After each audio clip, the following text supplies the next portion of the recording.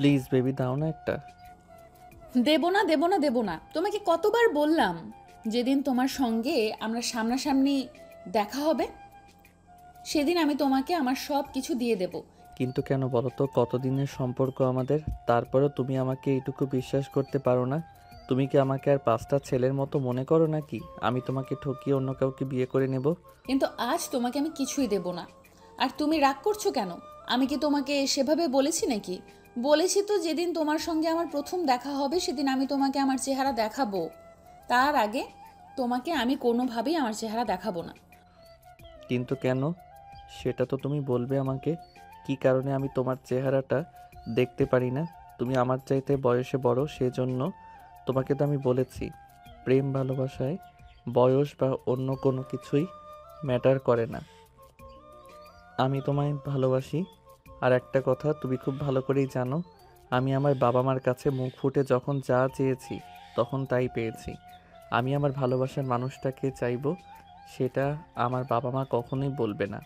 Please, তোমাকে দেখার অপূর্ণ এই ইচ্ছাটা প্লিজ পূরণ করো। অবশ্যই পূরণ করব মাই ডিয়ার, তবে এখন নয়, যখন তুমি আমার সঙ্গে সরাসরি দেখা করতে আসবে ঠিক তখন।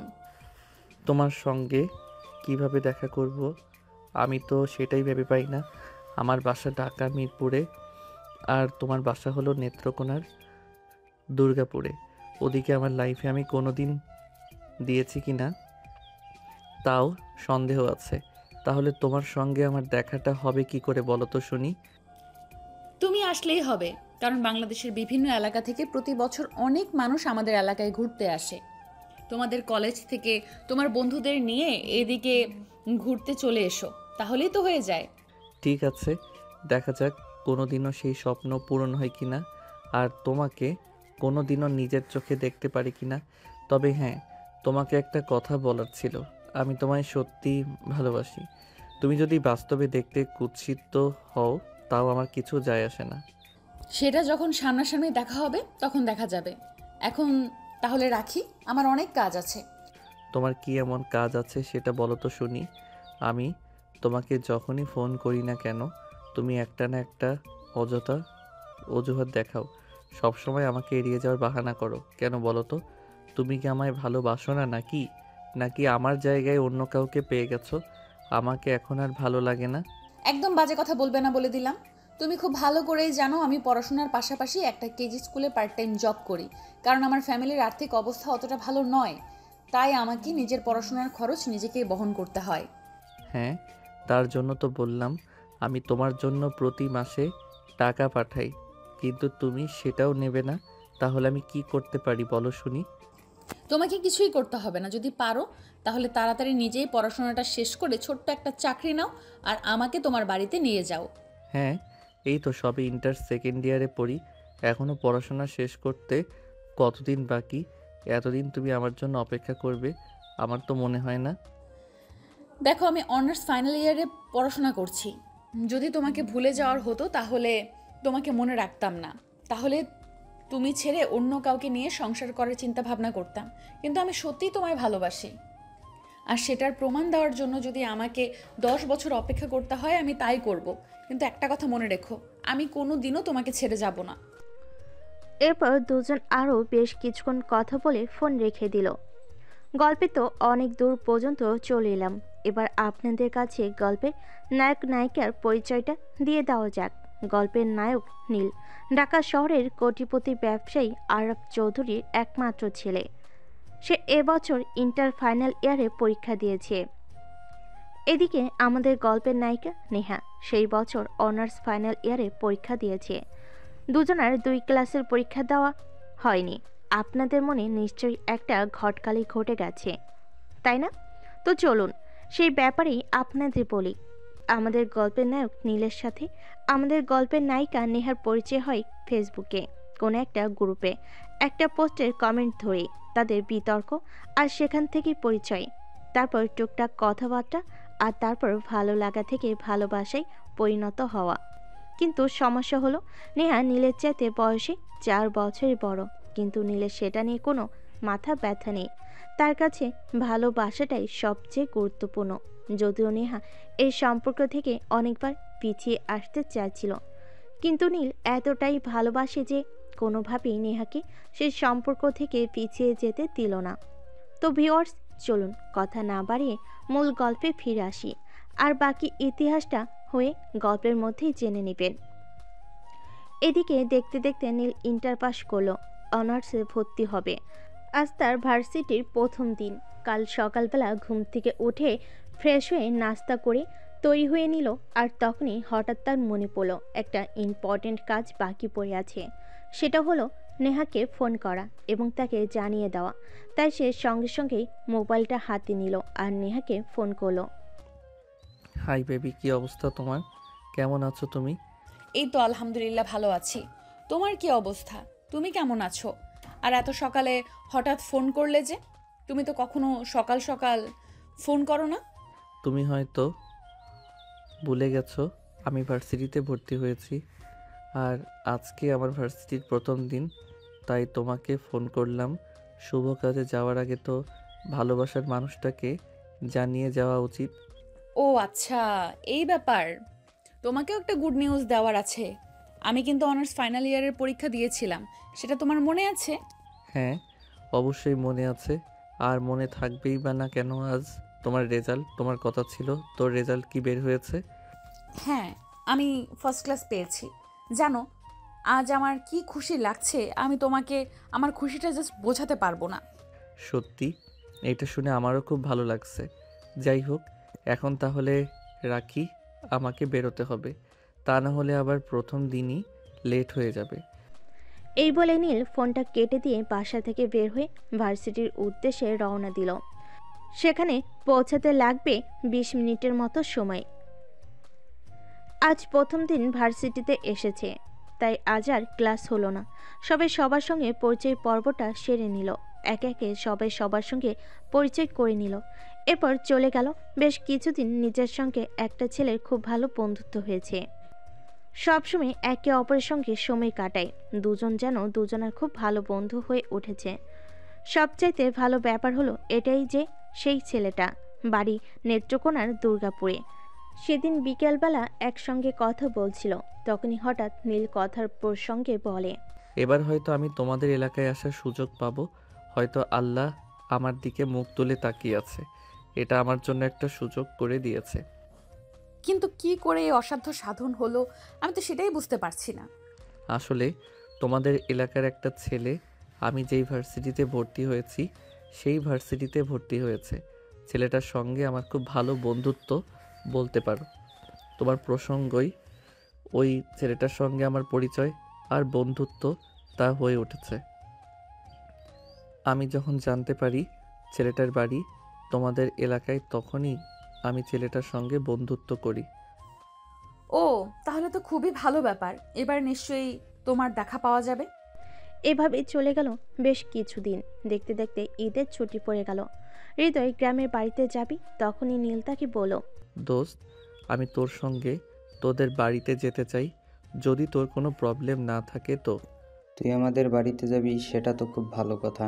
আমি তো ভেবেছিলাম তোকে বলবো, কিন্তু তুই কোটিপতির বাবার একমাত্র আদরের ছেলে। আমাদের এলাকায় গিয়ে থাকতে পারবি? আমরা তো গ্রাম অঞ্চলে থাকি। সেটা কোনো ব্যাপার না, আমি পারবো। আসলে তোমাদের এলাকায় আমার একটা কাজ আছে, খুবই সিক্রেট, যেটা আমি তোকে বলতে পারবো না। আজ পর্যন্ত কাউকেই বলিনি, আমার ফ্যামিলির মানুষদের কেউ না। এখন তুই যদি কোনো কিছু জানতে না চেয়ে আমাকে নিয়ে যেতে পারিস, তাহলে আমি তোর সঙ্গে যাব। আরে দোস্ত, এসব তুই কি বলছিস? তুই আমার বন্ধু, আর আমি তোকে কোনো কিছু জিজ্ঞেস না করে আমাদের বাড়িতে নিয়ে যেতে পারবো না। এমনটা তো কখনো হতেই পারে না। তুই আমার খুব ভালো বন্ধু। আমি খুব ভালো করেই জানি তুই খারাপ কিছু করবি না, তাই নির্দ্বিধায় তোকে আমি আমার সঙ্গে নিয়ে যাব। ঠিক আছে, তাহলে আমি আজকেই বাসায় গিয়ে জিনিসপত্র গুছিয়ে তোর বাসায় চলে আসব, আর তারপর তোর সঙ্গেই চলে যাব। আচ্ছা ঠিক আছে, চলে আয়। আমিও তাহলে আমার আম্মুকে ফোন দিয়ে বলে দিই আমার সঙ্গে তুই যাবি। আসলে তুই শহরের মানুষ, আমাদের নিয়ে কথা নেই। তোর জন্য তো একটু এক্সট্রা আয়োজন করতে হবে, তাই না? আরে না দোস্ত, সেরকম কিছুই করতে হবে না। আমি তোদেরকে কোনো ঝামেলায় ফেলতে চাই না। আসলে একটা কাজ পড়েছে তোদের এলাকায়, তাই যেতে হবে। না গিয়ে উপায় নেই, তাই তোর সঙ্গে যাচ্ছি। আমি তো তোদের এলাকা চিনি না, যদি কখনো কোনো প্রবলেমে পড়ে যাতে তুই সহযোগিতা করতে পারিস। ঠিক আছে দোস্ত, তুই কোনো চিন্তা করিস না, তোর কোনো প্রবলেম হবে না। আমাদের এলাকায় যদি তুই কখনো কোনো প্রবলেমে পড়িস, তাহলে আমি তোকে সর্বাধিক সহযোগিতা করব, যতটুকু আমার সাধ্যে কুলায়। এই বলে নীল হৃদয়ের সঙ্গে কথা বলা শেষ করে বাসায় চলে আসলো। আর বাসায় এসে তার আম্মুকে সে বলল, আম্মু, আমি আমার বন্ধুর সঙ্গে একটু নেত্রকোনার দুর্গাপুরে যাব। ও অনেক রিকোয়েস্ট করে বলছে ওর সঙ্গে ওদের বাড়িতে যাওয়ার জন্য। তাছাড়া আমার তো কখনোই পাহাড়ি এলাকা দেখা হয়নি, তাই আমি যেতে চাই। যেতে চাও? যাবে। আমরা কি কখনো তোমার সিদ্ধান্তে অমত পোষণ করেছি? করিনি তো। আমরা সব সময় তোমাকে সাপোর্ট করে এসেছি, আর ভবিষ্যতেও সাপোর্ট করে যাব। কোনো প্রবলেম নেই, তুমি যেতে পারবে। Thank you so much. আমি জানতাম তুমি কখনোই আমার সিদ্ধান্তে অমত পোষণ করবে না, তাই আমি আমার বন্ধুকে বলে এসেছি আমি ওর সঙ্গে যাব। যাই হোক, আমার ওখানে যেতে কিছু টাকা লাগবে। ঠিক আছে, কোনো সমস্যা নেই। আমি তোমার আব্বুকে বলবো তোমার বিকাশ অ্যাকাউন্টে পাঠিয়ে দিতে। আরেকটা কাজ করো, কবে যাবে তুমি? তোমার তো ওইখানে যেতে হলে এক্সট্রা কিছু কাপড় চোপড় নিয়ে যেতে হবে, সেইগুলো একটু কিনে নিয়ে আসো কষ্ট করে। আমার তো এখন শপিংয়ে যাওয়ার সময় নাই। তাছাড়া কয়দিন পর ঈদ, তুমি কি ঈদের আগে চলে আসবে নাকি ঈদ ওখানে করে তারপর আসবে? বন্ধুর বাড়িতে ঈদের ছুটিতে যাচ্ছি। ঈদের আর 4-5 দিন বাকি আছে। ঈদের আগে কি ওরা চলে আসতে দেবে? ঈদ করে তারপরে আসবো। ঠিক আছে বাবা, কোনো সমস্যা নেই। তুমি যেটা ভালো মনে করো সেটাই করো। আমরা তো কখনো কোনো ব্যাপারে তোমাকে নিষেধ করিনি, আর ভবিষ্যতেও করব না। তুমি আমাদের আদরের একমাত্র ছেলে। আমরা চাই তুমি আমাদের কোনো কষ্ট না পাও। অতপর মায়ের সঙ্গে কথা বলা শেষ করে বেঙ্গলি চলে গেল। সেখান থেকে তার ঈদের ড্রেস সহ নানা কাপড় চোপড় কিনে নিল, আর সেই সঙ্গে তার প্রিয়তমার জন্য কিছু স্পেশাল গিফট। কেনাকাটা শেষ হলে সে বাসায় চলে আসলো এবং সব কিছু গুছিয়ে নিয়ে হৃদয়ের বাসায় চলে গেল। সেখান থেকে তার রাতের বেলা বাসে উঠবে আর সকালে দুর্গাপুর গিয়ে পৌঁছাবে। দোস্ত, বিশ্বাস কর, আমি কোনোদিন ভাবতেও পারিনি তুই নিজে থেকে আমাদের বাড়িতে যাওয়ার কথা বলবি। জানিস না আমার কি খুশি লাগছে, আমি তোকে বলে বোঝাতে পারবো না। আমার অনেক খুশি লাগছে। আমি তোকে বলাতেই তুই রাজি হয়ে গেলি। আমার সঙ্গে তোর এই কদিনের পরিচয়, আর কদিনের পরিচয় তুই আমার খুব ভালো বন্ধু হয়ে গেছিস। যাই হোক, বাস কখন ছাড়বে? এই তো আমি কিছু আমি কিছুক্ষণ আগেই কন্ট্রাক্টরকে ফোন করেছিলাম। কন্ট্রাক্টর বলেছে 10টার স্টেশনে থাকতে। অতপর দুজনেই রাতের খাওয়া দাওয়া করে রাত 10টার দিকে বাস স্টপে চলে এলো, আর সেখান থেকে বাসে উঠে সকাল 6টায় দুর্গাপুর স্টেশনে নামলো। সেখান থেকে একটা অটোতে করে হৃদয়ের বাড়িতে চলে গিয়ে উঠল। অনেকটাই গ্রামাঞ্চল বলা চলে, একদম বাংলাদেশের শেষ সীমানার দিকে, অত্যন্ত পাহাড় এলাকা। হৃদয়ের কাছ থেকে জানতে পারল এটা দুর্গাপুরের বিজয়পুর। হৃদয় নীলকে নিয়ে বাড়ির গেটের সামনে পৌঁছালো। তখনই হঠাৎ হৃদয়ের চাচাতো বোনের সামনে পড়ল, আর তার চাচাতো বোন তাকে বলল, কিরে হৃদয়, তোর সঙ্গে এই ছেলেটাকে? একে তো আগে কখনো কোনো দিন আমাদের এলাকায় দেখা যায়নি। আপু, এটা আমার বন্ধু। ওরা নাকি আমাদের এলাকায় কোনো একটা কাজ করছে, তাই আমাদের সঙ্গে এখানে এসেছে, কয়েকদিন থাকবে এখানে। ও আচ্ছা, এই ব্যাপার তাহলে। একবার নিয়ে আসিস আমাদের বাড়িতে, গল্প করবো না। হাই, আমি রূপা। হ্যালো, আমি নীল চৌধুরী। এবছর ঢাকা সিটি ইউনিভার্সিটিতে অনার্স ফার্স্ট ইয়ারে পড়াশোনা করছি। আচ্ছা আপু, ঠিক আছে তাহলে। এখন আমরা আসি, বিকেলের দিকে তোমাদের বাড়িতে যাব না। আর কাকিমাকে বলে দিও আমি এসেছি, কাকিমার হাতের পিঠা খেতে হবে। অনেক দিন কাকিমার হাতের পিঠা খাওয়া হয় না। আচ্ছা ঠিক আছে। এই কথা বলে হৃদয়ের চাচাতো বোন সেখান থেকে চলে গেল। চলে যাওয়ার পর হৃদয় নীলকে বলল, এটা আমার বড় চাচার মেয়ে। তারা আর আমরা আলাদা আলাদা বাড়িতে থাকি, তাই তাদের সঙ্গে আমাদের খুব একটা যোগাযোগ হয় না। কিন্তু আমি তো শুনেছি গ্রামের মানুষরা সবাই একে অপরের সঙ্গে মেলামেশা করে থাকে, সবাই একসঙ্গে থাকতে খুবই পছন্দ করে। তোদের ক্ষেত্রে কেন এরকম বলতো শুনি। দোস্ত শোন, এইসব ব্যাপারে তোকে পরে বলবো। এখন বাড়িতে চল, সারা রাত জার্নি করে এসেছি। তাছাড়া আমার খুব ক্ষুধা লেগেছে। আগে বাড়িতে গিয়ে খাওয়া দাওয়া করে বিশ্রাম নেই, তারপর তোকে বলবো। তাছাড়া আমরা তো এখানে অনেক দিন আছি, সব কিছু তোকে ঘুরে ঘুরে দেখাবো আর বলবো। আচ্ছা দোস্ত, ঠিক আছে, চল ভিতরে। এই বলে নীল আর হৃদয় দুজনে বাড়ির ভিতর প্রবেশ করলো। নীল হৃদয়ের আম্মুকে সালাম দিয়ে কৌশল বিনিময় করলো। হৃদয়ের আম্মু বেশ ভালো মনের মানুষ। নীলকে সাদরের সম্ভাষণ জানিয়ে তিনি ভিতরে নিয়ে আসেন এবং হাত মুখ ধোয়ার পানি এগিয়ে দিলেন। নীল ওই হাত মুখ ধুয়ে ফ্রেশ হয়ে তারপর হৃদয়ের সঙ্গে বসে সকালের নাস্তা সেরে নিল। নাস্তা করা শেষ হলে হৃদয়ের আম্মু নীলকে বলল, বাবা শোনো, তোমায় একটা কথা বলি। এসেই যখন ভালো হয়েছে, তুমি আমাদের এখানে কয়দিন থাকবে?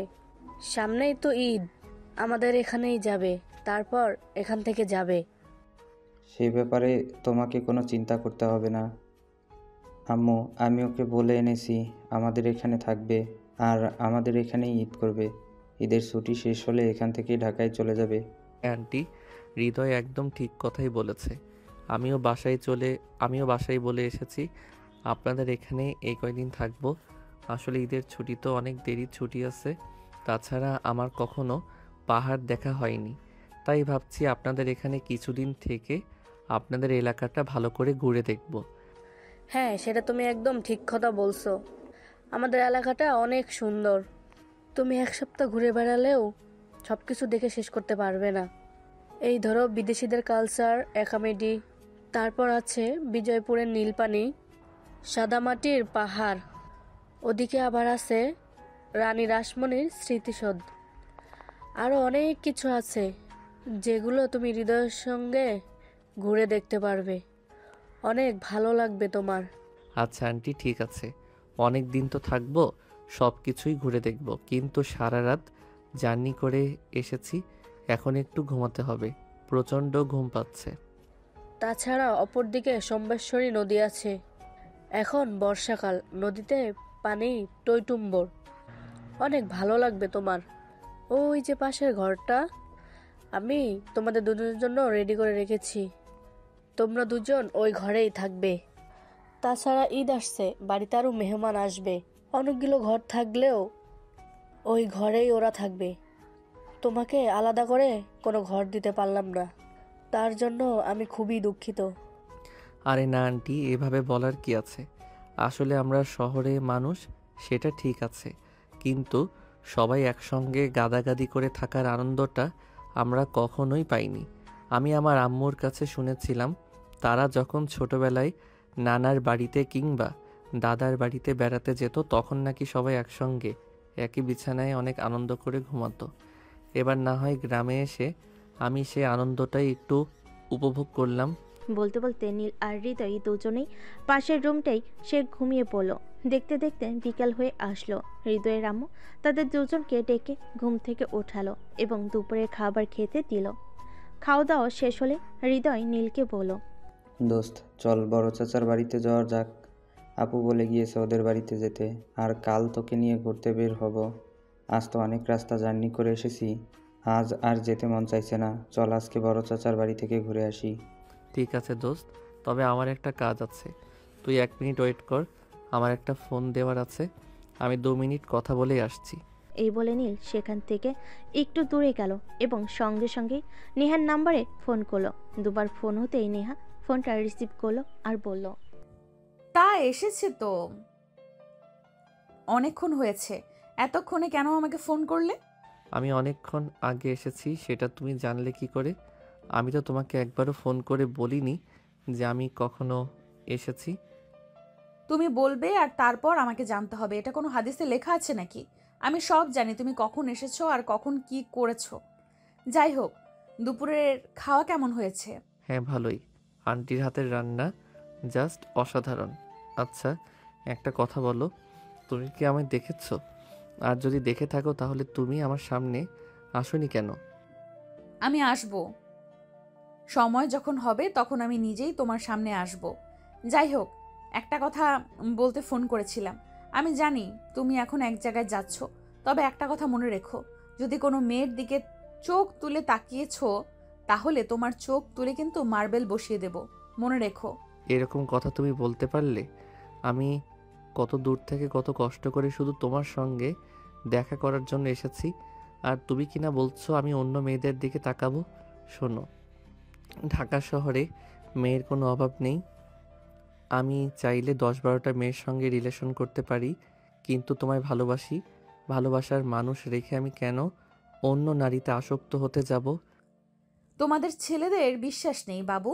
তোমরা ঘরে বউ রেখেও আরো 10টা মেয়ের সঙ্গে পরকিয়া করতে পারো, আর সেখানে আমি তো তোমার গার্লফ্রেন্ড, তাও আবার তোমার চাইতে বয়সে সিনিয়র। তুমি এখনো আমার চেহারা পর্যন্ত দেখোনি, তাহলে তুমি যে আরেকটি মেয়ে দেখলে তার সঙ্গে ইটিস পিটিস করবে না, তার কি এমন গ্যারান্টি আছে? আমাকে যখন বিশ্বাসই করো না, তাহলে আছো কেন আমার সঙ্গে সম্পর্কে? আমার সঙ্গে ব্রেকআপ করে নিলেই তো পারো। যেখানে বিশ্বাস নেই সেখানে তো ভালোবাসা মূল্যহীন। হয়েছে হয়েছে, আর বলতে হবে না। এখন দয়া করে ফোনটা রাখো, তোমার বন্ধু ওদিকে তোমার জন্য অপেক্ষা করছে। আচ্ছা, তুমি আমাকে একটা সত্যি করে কথা বলো না। তুমি জানলে কি করে আমার বন্ধু আমার জন্য অপেক্ষা করছে আর আমি কোথাও যাব? বললাম তো বলবো না, সময় হলে আমি ঠিকই তোমার সামনে আসব। তবে একটা কথা আবারও তোমাকে মনে করিয়ে দিচ্ছি, উল্টাপাল্টা কিছু করলে তোমার খবর আছে বলে দিলাম। এই বলে নেহা নীলকে আর কোনো কথা বলার সুযোগ না দিয়েই ফোনটা কেটে দিল। হৃদয় এদিকে নীল তার বন্ধু হৃদয়ের সঙ্গে তার চাচার বাড়িতে চলে গেল। নীল আর হৃদয় সেখানে যাওয়ার পর হৃদয়ের চাচাতো বোন তাদের দুজনকে বারান্দায় বসতে দিয়ে বলল, হৃদয়, তোরা দুজন এখানে বস, আম্মু তোদের জন্য পিঠা বানিয়েছে। আমি সকালবেলা এসেই বলেছিলাম আমি তোদের জন্য পিঠা নিয়ে আসি। এ শুনে নীল প্রথমবার মেয়েটার দিকে তাকালো। মেয়েটা মাশাআল্লাহ দেখতে অনেক সুন্দরী, একদম পরীর মতো বলা চলে। নীল শুনেছিল পাহাড়ি এলাকার মেয়েরা একটা কালো বর্ণের হয়। নীল শুনেছিল পাহাড়ি এলাকার মেয়েরা একটু কালো বর্ণের হয়, কিন্তু এই মেয়েটাকে দেখে সেরকম মনে হচ্ছে না। মনে হচ্ছে যেন পাহাড়ি কন্যা নিজের হাতে এই মেয়েটাকে অপরূপ সৌন্দর্য দান করেছে। যাই হোক, এই মেয়ের দিকে নজর দেওয়া তো যাবে না, হাজার হোক বন্ধুর বড় বোন বলে কথা। তাছাড়া ও নীল একটা মেয়েকে ভালোবাসে, যার সঙ্গে এখনো তার দেখা হয়নি। এসব চিন্তা করতে করতে হৃদয়ের চাচাতো বোন দুটো প্লেটে করে তাদের জন্য পিঠা নিয়ে আসলো, আর তারা দুজনেই বসে পিঠা খেতে শুরু করলো। তখনই হৃদয়ের চাচাতো বোন নীলকে উদ্দেশ্য করে প্রশ্ন করলো, তা তোমার ফ্যামিলির মানুষজনকে নিয়ে এলে না আমাদের এলাকায়? আসলে ফ্যামিলিতে আমার আব্বু আম্মু ছাড়া অন্য কেউ নেই। আমার আব্বু বিজনেসম্যান, উনি ব্যবসার কাছে সবসময় ব্যস্ত থাকেন, আর আম্মু বাসায় থাকেন, কিন্তু আব্বু আম্মুকে কোথাও যেতে দেয় না। আম্মু কোথাও চলে গেলে নাকি আব্বুর একটু ভালো লাগে না, তাই। পিওর ভালোবাসা, ভালোবাসাগুলো এমনই হওয়া উচিত। আচ্ছা আপু, আপনি তো আমাদের চাইতে বয়সে বড়, আপনাকে একটা প্রশ্ন করার ছিল, যদি কিছু মনে না করেন। হ্যাঁ, আমি হৃদয়ের বড় বোন, তোমারও বড় বোনই হব। বলো কি বলবে। আচ্ছা ধরেন আমি আমার চাইতে বয়সে বড় একটা মেয়েকে ভালোবাসলাম, মেয়েটা ছোটোখাটো একটা চাকরিও করে, আমার ফ্যামিলি মেনে নিল, কিন্তু ওই মেয়ের ফ্যামিলি কি এই মেয়ের সম্পর্কটা মেনে নেবে? জানি না, হয়তো মেনে নিতেও পারে, কারণ মেয়েটা যদি ভালোবাসাকে সবচেয়ে বেশি প্রায়োরিটি দিয়ে থাকে, তাহলে তার ফ্যামিলিকে সে এতটা প্রায়োরিটি দেবে না। তাছাড়া ওই মেয়ের ফ্যামিলিটা যদি ভালো হয়, তাহলে ভালোবাসা তাকেই সবচাইতে আগে দেখবে, বয়সটাকে নয়। কিন্তু তুমি কেন এরকম প্রশ্ন করলে আমি জানতে পারি? না মানে আসলে সেরকম কোনো ব্যাপার নয়, মনে পড়লো তাই বললাম। আচ্ছা যাই হোক, আজকে তাহলে আমরা আসি। এই বলে হৃদয় আর নীল সেখান থেকে চলে আসলো। এরপর দিন সকালবেলা ঘুম থেকে উঠে ফ্রেশ হয়ে নাস্তা করে হৃদয় আর নীল দুজনেই মিলে বের হলো বিজয়পুরের সাদামাটির পাহাড় আর নীল পানি দেখতে যাবে বলে। তখন হঠাৎ নেহা তাকে ফোন করলো। এই যে মিস্টার, শোনো, ঘুরতে যাচ্ছ বেশ ভালো কথা, তবে আমি যেটা বলেছিলাম সেটা যেন মাথায় থাকে, পাহাড়ি মেয়েদের দিকে যেন নজর না পড়ে। হ্যাঁ প্লিজ, তুমি একবার আমার সামনে আসো। আমি এত দূর থেকে তোমার সঙ্গে দেখা করার জন্য এসেছি, আর তোমাকে যদি দেখতে না পাই তাহলে এখানে এসে আমার লাভ কি বলো তো শুনি। আমি তো বললাম আগে তোমাকে একটু যাচাই বাছাই করে দেখি এখন সামনাসামনি, তারপর আমি তোমার সামনে আসব। যদি আমার মনে হয় যে তুমি আমার সঙ্গে একটুও চিট করার চেষ্টা করেছো, তাহলে আমি তোমার সঙ্গে দেখা করব না, বরং তোমার সঙ্গে সম্পর্কও রাখবো না। প্লিজ নেহা, তুমি এরকমটা বলো না, তোমায় আমি খুব বেশি ভালোবাসি। তুমি যদি আমার সঙ্গে সম্পর্ক না রাখো আর আমার সঙ্গে সম্পর্ক বিশ্বাস করো, তাহলে আমার মরে যাওয়া ছাড়া আর কোনো উপায় থাকবে না, কারণ আমি তোমাকে আমার সবটা দিয়ে ভালোবাসি। আমার মন প্রাণ অস্তিত্ব সব কিছুর মধ্যেই শুধু তুমি রয়েছো। হ্যাঁ, আমি তো সেটাই দেখতে চাই। তুমি আমায় সত্যিই ভালোবাসো নাকি শুধু শুধুই আমার সঙ্গে টাইম পাস করছো? যদি তুমি আমার পরীক্ষায় উত্তীর্ণ হতে পারো তবেই আমি তোমার সামনে আসব। নেহা সোনা, তোমার কি এরকম করাটা ঠিক হচ্ছে? একটা ছেলে ঢাকা থেকে তোমার জন্য দুর্গাপুর এসেছে তোমার সঙ্গে দেখা করতে, আর তুমি কি না এই ছেলেটাকে দেখা দিচ্ছ না? তুমি তোমার নিজের বিবেকের কাছে একবার জিজ্ঞাসা করো, বিবেক তোমাকে কি উত্তর দেয় সেটা আমাকে বলো। জীবনটা আমার, জীবনটা বিবেকের নয়। আমি কেন বিবেককে প্রশ্ন করতে যাব? আমি আমাকে প্রশ্ন করতে পারি। যাই হোক, আমি তোমাকে তো একবার বলেছি, তুমি যদি আমার পরীক্ষায় পাশ করতে পারো তাহলে আমি তোমার সামনে আসব। এই বলে নেহা ফোনটা কেটে দিল। নীল মন খারাপ করে তার বন্ধুর সঙ্গে ঘুরতে বের হলো। সারাদিন অনেক ঘোরাঘুরি করলো, কিন্তু তার মনে একটু ভালো লাগছে না, কারণ যেই মানুষটার জন্য সে এত দূর থেকে এসেছে সেই মানুষটাই তার সঙ্গে দেখা করছে না। এরকমটা কি হয়? সারাদিন ঘোরাঘুরি করে রাতের বেলায় বাসায় ফিরে আসলো, আর রাতের খাবার খেয়ে ঘুমিয়ে পড়লো। এভাবে দেখতে দেখতে ঈদের দিন চলে আসলো। আজ চাঁদ রাত, সবাই হাতে মেহেদি পড়েছে, অনেক আনন্দ করছে। নীল আনমনে হয়ে বারান্দার চেয়ারে বসে আছে। তখনই হঠাৎ নেহার ফোন। কি ব্যাপার? সবাই কত আনন্দ করছে, তুমি এভাবে মনমরা হয়ে বসে আছো কেন? তোমাকে এভাবে মনমরা হয়ে বসে থাকতে দেখলে আমার একটুও ভালো লাগে না। আমার মন ভালো করার মতো কোনো কাজ কি তুমি করেছো?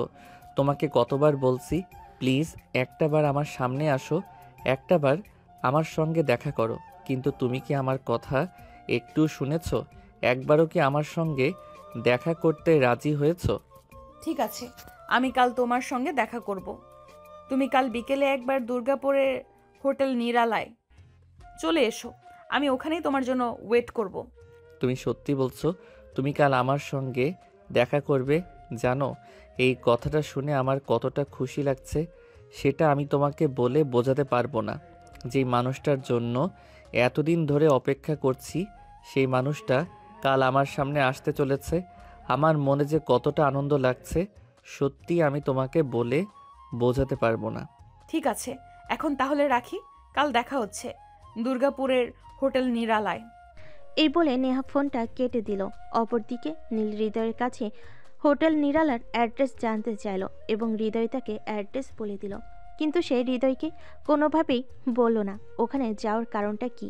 হৃদয় তাকে কোনো জোরাজুরি করলো না। এভাবেই রাত কেটে গেল। সকাল হলো। সকাল 8টার দিকে নীল ঘুম থেকে উঠে তারপর ফ্রেশ হয়ে নাস্তা করায় ঈদের নামাজ পড়তে যায়। ঈদের নামাজ পড়ে বাড়িতে আসতে প্রায় সকাল 10টার মতো বেজে গেল। তারপর সে হৃদয়কে বলল, দোস্ত, আমাকে একটু দুর্গাপুরের একটা রেস্টুরেন্টে যেতে হবে, যেটার কথা কাল থেকে বলেছিলাম। ওখানে আমি একজনের সঙ্গে দেখা করব। ও আচ্ছা, ঠিক আছে। একটা কাজ কর, আপুর কাছে শুনলাম সেও নাকি তার বান্ধবীদেরকে নিয়ে দুর্গাপুরে ঘুরতে যাবে। তুই চাইলে ওদের সঙ্গে চলে যেতে পারিস। না, কোনো প্রবলেম হবে না, আমি একা একাই চলে যেতে পারবো। আমার সঙ্গে কারোর যেতে হবে না। আমি একটা ছেলে মানুষ, তাছাড়া ঢাকা শহরের ছেলে এখানে হারাবো না কোথাও। আর যদি হারিয়েও যায় তাহলে তোকে ফোন করে বলবো আমাকে নিয়ে আসতে। আচ্ছা ঠিক আছে, বুঝতে পেরেছি তুই কোনো সিক্রেট মানুষের সঙ্গে দেখা করতে চাইছিস, যেটা তুই আমাদের জানাতে চাইছিস না। আচ্ছা ঠিক আছে, প্রবলেম নেই, যা তুই। আর এখানে হারানোর মতো কোনো জায়গা নেই। অতপর হৃদয়ের সঙ্গে কথা বলা শেষ করে সকাল 11টার দিকে নীল হৃদয়ের বাড়ি থেকে বের হলো। দুর্গাপুর এসে বেশ কিছুক্ষণ খোঁজাখুঁজি করলো, কিন্তু ওই রেস্টুরেন্টটা খুঁজে পেল না। তাই একজন লোকের কাছে জিজ্ঞাসা করলো, আসসালামু আলাইকুম, যদি কিছু মনে না করেন একটা কথা জিজ্ঞাসা করার ছিল। হ্যাঁ বলুন, আমি কিভাবে আপনাকে সহযোগিতা করতে পারি? আসলে আমি ঢাকা থেকে এসেছি, এখানকার কোনো কিছুই তেমন একটা চিনি না। হোটেল নিরালায় আমার সঙ্গে একজন দেখা করতে আসবে, ওই রেস্টুরেন্টটা কোথায় একটু বলে দিতে পারবেন? ও এই ব্যাপার, কিন্তু আপনি তো ভুল রাস্তায় চলে এসেছেন। এটা তো নাজিরপুরের এদিকে যাওয়ার রাস্তা। আপনি এক কাজ করুন, এটি দিয়ে সোজা পশ্চিম দিকে যান। ওখানে আপনি দেখতে পাবেন কালী মোড় বলে একটা জায়গা আছে। ওখানে একটা মন্দিরও আছে। ওখানে একটা কালী মন্দির আছে বলে জায়গাটার নাম কালী মোড় বলা হয়। ওখানে একটা রাস্তা উত্তর দিকে গেছে, একটা পশ্চিম দিকে আর একটা দক্ষিণ দিকে। আপনি দক্ষিণ দিকের দুটো রাস্তা, একটাকে বলা হয় পশ্চিম গলি আর একটাকে বলা হয় পূর্ব গলি। আপনি পশ্চিম গলির রাস্তা ধরে একটু আগাবেন, তাহলে সামনে হোটেল নিরালা অ্যান্ড রেস্টুরেন্ট দেখতে পাবেন। ওকে, ঠিক আছে। আপনাকে অসংখ্য ধন্যবাদ আঙ্কেল।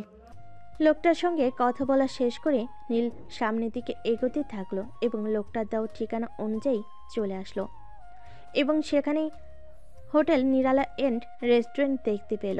নীল ভিতরে প্রবেশ করলো এবং এক পাশে একটা টেবিলে বসে রইল। ওইটার কিছুক্ষণ পর এসে তাকে জিজ্ঞাসা করলো, এক্সকিউজ মি, আপনার কিছু লাগবে? লাগবে, তবে আমি এখানে একজনের জন্য ওয়েট করছি।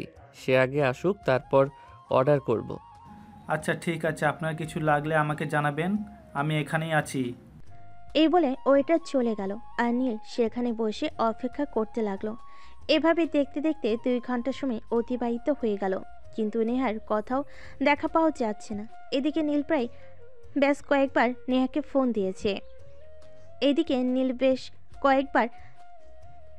ফোন দিয়েছে। কিন্তু ফোন সুইচ অফ বলছে।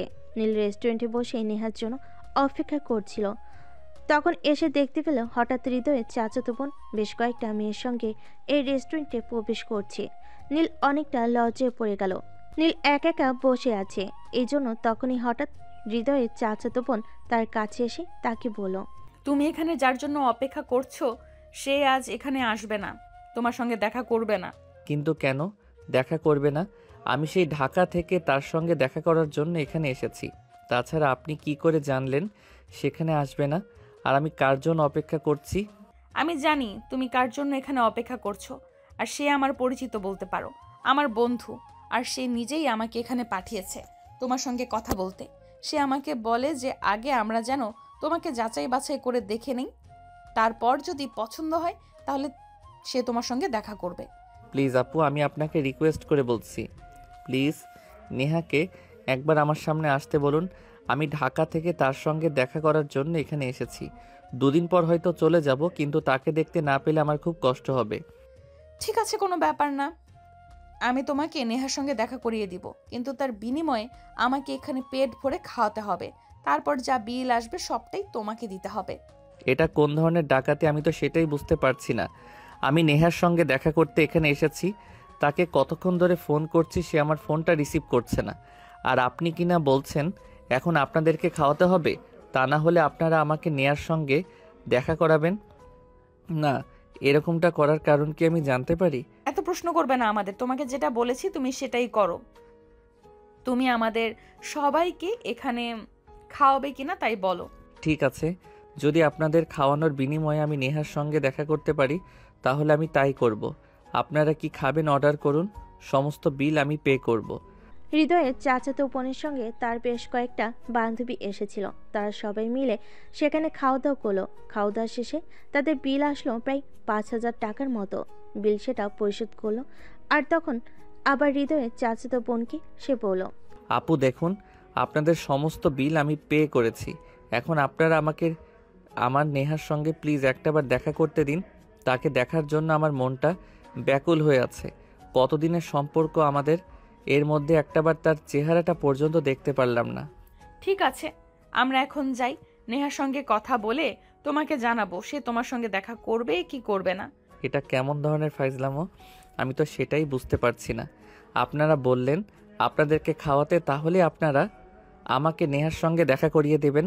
এখন আমি আপনাদেরকে খাওয়ালাম, তারপর এখন কি না আপনারা বলছেন আপনারা নেহার সঙ্গে কথা বলে আমাকে জানাবেন? তাহলে এগুলোর মানে কি ছিল? দেখো, একদম বেশি কথা বলবে না, যেটা বলেছি সেটাই করো। একদম বেশি কথা বলার চেষ্টা করবে না। আমাদেরকে বলে দিয়েছে তোমার সঙ্গে দেখা করে কথা বলে খাওয়া দাওয়া করে তারপর তার সঙ্গে গিয়ে কথা বলতে। তারপর যদি তার মনে হয় সে তোমার সঙ্গে দেখা করবে তাহলে করবে, নয়তো করবে না। অতঃপর নিজেকে আর কোনো কথা বলার সুযোগ না দিয়ে তার সেখান থেকে চলে আসলো। তখনই আবার নীল বারবার নেহার নাম্বারে ফোন করতে থাকলো। বেশ কয়েকবার নেহার নাম্বারে কল ঢুকলো। নেহা ফোন রিসিভ করতেই নীল বলতে লাগলো, নেহা কি হচ্ছে এসবের মানে কি? আমি তো সেটাই বুঝতে পারছি না। আমি এত দূর থেকে তোমার সঙ্গে দেখা করতে আসলাম আর তুমি কি না আমার সঙ্গে এরকম ফাইজলামো করে যাচ্ছ? এগুলো কি আসলেই করা উচিত? কেন? আমি যাদের পাঠিয়েছিলাম তারা তোমাকে বলেনি? ওদের সঙ্গে কথা বলে যদি তোমার মনে হয় আমি তোমার সঙ্গে দেখা করব, তাহলে করব, নয়তো করব না। তুমি যখন আমার সঙ্গে দেখা করবে না, তাহলে আমাকে এখানে আজ থেকে না বলেছিলে? আর কেনই বা আমাকে হোটেল নিরালায় আসতে বললে? তোমার বান্ধবীরা খাওয়া দাওয়া করতে চেয়েছিল, আমি তাদেরকে খাওয়ালাম। তারা বলেছিল ওদের খাওয়া দাওয়া করালে ওরা তোমার সঙ্গে দেখা করিয়ে দেবে, কিন্তু তা করলো না। কেন হচ্ছে আমার সঙ্গে এরকম বলো তো শুনি? কাম অন বেবি, রিল্যাক্স, একটু শান্ত হও তুমি।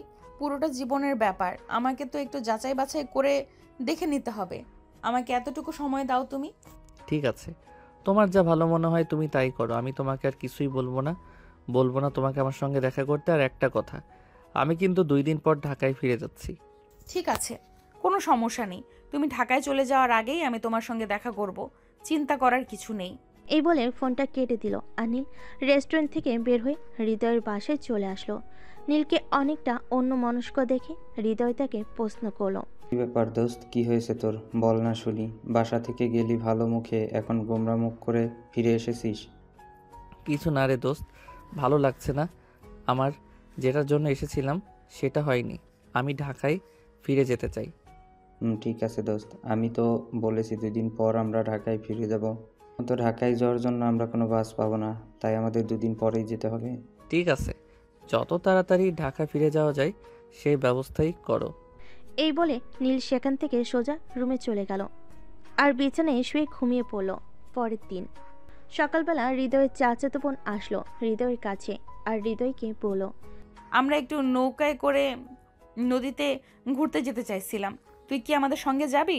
ঠিক আছে, আমি যাব তোমাদের সঙ্গে, তবে আমার সঙ্গে কিন্তু নীলা যাবে। বেচারির মনটা খারাপ, তাই আমাদের সঙ্গে নিয়ে যাব। আচ্ছা ঠিক আছে, কোনো সমস্যা নেই। বিকেলের দিকে রেডি থাকিস, আমি আমার বন্ধুদের নিয়ে চলে আসব। এই বলে ওখান থেকে চলে গেল আর বিকেলবেলা হৃদয়কে নিয়ে তাদের সঙ্গে ঘুরতে যাওয়ার জন্য বের হলো। তার যখনই নৌকা নিয়ে ঘুরতে বের হলো তখনই হঠাৎ আকাশ কালো করে মেঘে ছেয়ে গেল আর হঠাৎ করে প্রচণ্ড ঝড় শুরু হলো। তারা নৌকা চালিয়ে তাড়াতাড়ি বাড়ি আসার চেষ্টা করছিল, কিন্তু বাতাসের বেগ এতটাই বেশি ছিল যে তারা কোনোভাবেই ফিরে আসতে পারছিল না। তখন হঠাৎ হৃদয় সবাইকে বলল, সবাই পানিতে নেমে পড়ো আর সাঁতার দিয়ে বাড়ি যাওয়ার চেষ্টা করো। নৌকা নিয়ে কোনোভাবেই পাড়ে যাওয়া যাবে না। নৌকা ভেসে গেলে যাক, কিন্তু আমাদের তো বেঁচে বাড়ি ফিরতে হবে। হৃদয় কথাটা বলার সঙ্গে সঙ্গে সব মেয়েরা কোমরে ওড়না পেঁচিয়ে নদীতে ঝাঁপ দিল। সেই সঙ্গে হৃদয়ের পানিতে ঝাঁপ দিল, কিন্তু রয়ে গেল বেচারি নীল। সে তো সাঁতার জানে না, কারণ সে শহরের ছেলে। সে নৌকায় বসে রইল আর আল্লাহর নাম জপতে লাগলো, বয়সে চিৎকার করতে লাগলো। কিন্তু সেই চিৎকার কারোর কান পর্যন্ত পৌঁছালো না, কারণ প্রচণ্ড বাজ পড়ছিল আর খুব বেশি ঝড় হচ্ছিল। সবে পাড়ে গিয়ে পৌঁছালো, কিন্তু কিন্তু নীলকে কোথাও দেখা যাচ্ছে না। সবাই খুব চিন্তিত হয়ে পড়ল, নীল কোথায়? সে কি পানিতে ভেসে গেছে নাকি অন্য কিছু? এদিকে নীল কোনো রকমে নৌকায় বসে থাকার চেষ্টা করছিল, কিন্তু সে কোনোভাবেই সেটা পারছিল না। একটা সময় বাতাসের কারণে নৌকাটা উল্টে গেল। সে কোনো রকমে নিজেকে বাঁচানোর চেষ্টা করছিল। তখনই হঠাৎ একটা বালুরবাহী ট্রলারের কাছে সে চলে গেল আর মানুষগুলো বুঝতে পারল সে বিপদে পড়েছে। তাই সেই বালুবাহী ট্রলারের মানুষগুলো তাকে বাঁচানোর চেষ্টা করছিল। আর অপরদিকে নীল সাঁতার জানে না, তাই সে পানিতে তলিয়ে যাচ্ছিল। তখনই বালুবাহী নৌকার কিছু লোক পানিতে ঝাঁপিয়ে পড়ে আর নীলকে পানি থেকে উদ্ধার করে। নীল ততক্ষণে অজ্ঞান হয়ে গেছে। নৌকার লোকগুলো অনেক কষ্ট করে তাকে জ্ঞান ফেরালো এবং পাশের একটা ফার্মেসিতে নিয়ে গেল। সেখান থেকে প্রাথমিক চিকিৎসা দেওয়া হলে ডক্টর বলল ছেলেটার অবস্থা খুব বেশি ভালো নয়। ছেলেটা সাঁতার জানে না, তার অবস্থা খুব খারাপ হয়ে গেছে, তাই তাকে যত দ্রুত সম্ভব হসপিটালে নেওয়া প্রয়োজন। তখন সেখানকার লোকগুলো তাকে হসপিটালে নিয়ে গেল। হসপিটালে যাবার পর ডক্টর জানালো ছেলেটার অবস্থা খুবই খারাপ, আর একটু দেরি করলে হয়তো ছেলেটাকে প্রাণে বাঁচানো যেত না। ডক্টররা ট্রিটমেন্ট শুরু করলো, কিন্তু কেউ এই ছেলেটার পরিচয় জানে না। তখনই ওয়ার্ড বয়কে ছেলেটার পোশাক চেঞ্জ করতে বলা হয়, আর ওয়ার্ড বয় তার পকেটে একটা ফোন দেখতে পায়, কিন্তু পানিতে পড়ার কারণে ফোনটা প্রায় ড্যামেজ হয়ে গিয়েছিল। ওই বালুবাহী নৌকার লোকগুলো ফোনটা নিয়ে একটা সার্ভিসিংয়ের দোকানে যায় আর সেখান থেকে ফোনটা কোনো রকমে অন করে আর সেখানেই প্রথমে নেহার নাম্বারটা দেখতে পায় আর ওই নাম্বারে ফোন দেয়। সালাম ওয়ালাইকুম।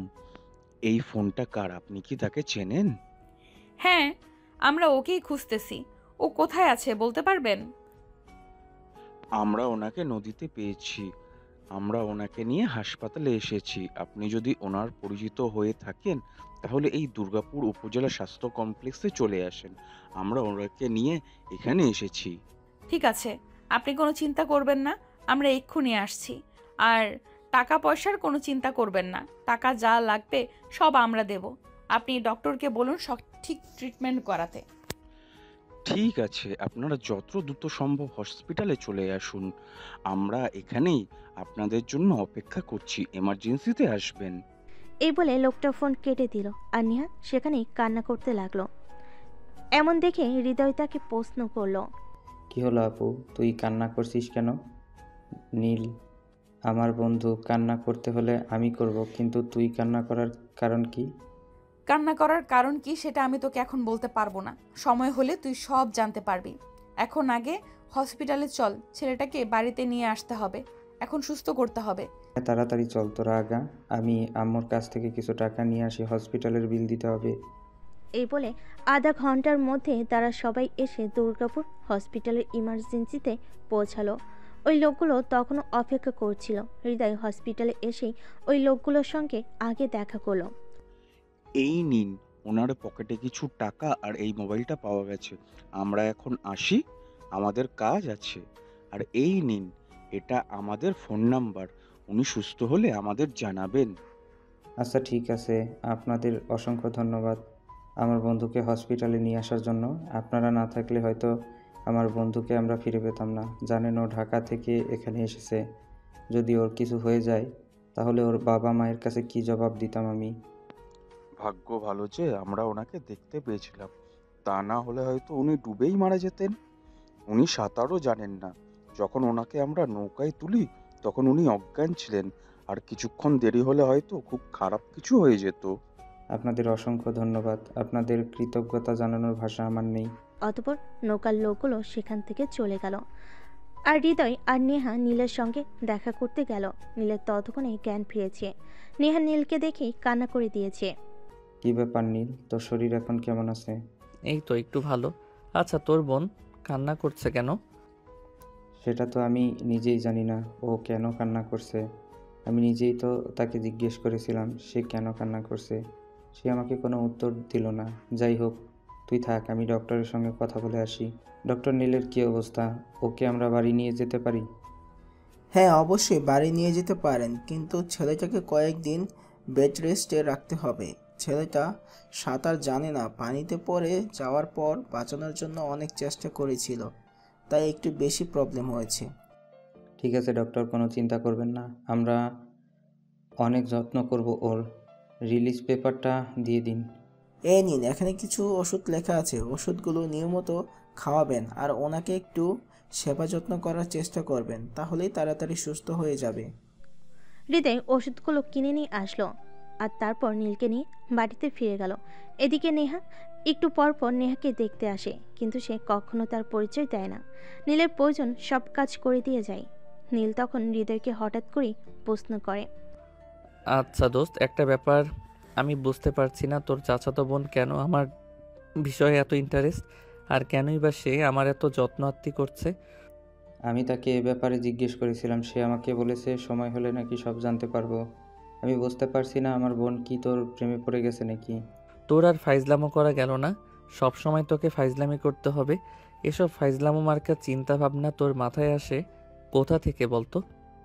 আমি বললাম আর ফাজলাম হয়ে গেছে। যাই হোক, আমি তোর সঙ্গে আর কোনো কথাই বলতাম না। তোর যা ভালো মনে হয় তাই তুই ভাবতে পারিস। এই বলে হৃদয় সেখান থেকে চলে গেল। এরপর চলে গেল আরও 2-3 দিন। নীল এখন মোটামুটি সুস্থ, তাই বিকেলবেলা বাসা থেকে বের হয়ে সামনে একটা খোলা মাঠ ছিল, সেখানে এসে বসলো। বিকেলবেলা এখানে অনেক ছেলেমেয়েরা খেলাধুলা করতে আসে, সেগুলোই বসে বসে উপভোগ করছিল।